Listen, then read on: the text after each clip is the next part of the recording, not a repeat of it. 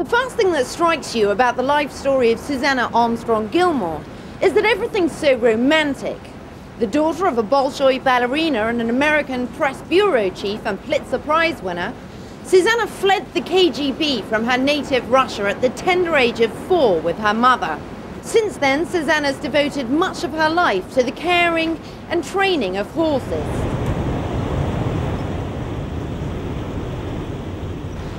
I've travelled to sunny Spain in order to catch up with this modern-day horse whisperer.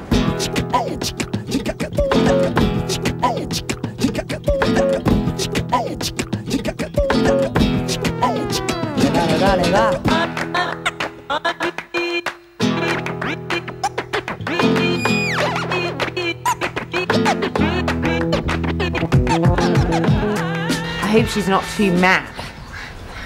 I'm expecting a cross between Sigourney Weaver and Crocodile Dundee.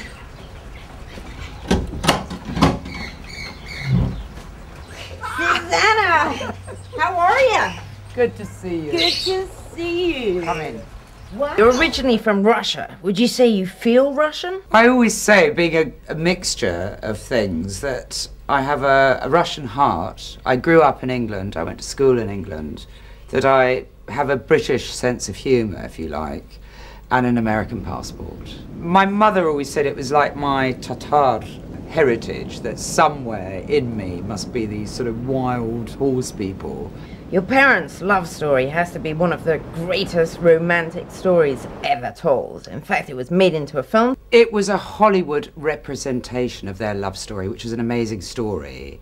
And for example, I mean, Clark Gable played my father. I mean, everybody always says that my father looked very similar to Khrushchev. We've actually got a picture of your father here. The Pulitzer Prize winner himself, along with Louis Armstrong. Tell us about Kabbalas Al-Qadar. What made you think of the name? I studied Islamic sciences when I was in Istanbul. Al-Qadar means destiny. And strangely enough, it did become my destiny, which I didn't realise at the time, because what happened is I built a small stable block here. I bought 2 unbroken colts, but I also bought a colt that, unbeknown to me, had a huge reputation in town because he was vicious.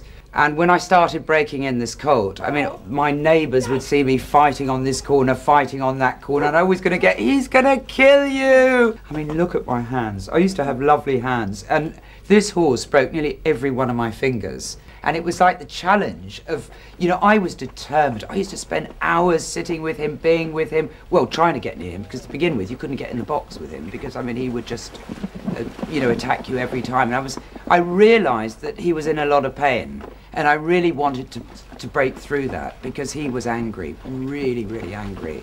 Good boy, good boy, good boy, good boy. Come on, come on. Good boy, good boy. To watch you handle a horse, you've got almost a spooky ability.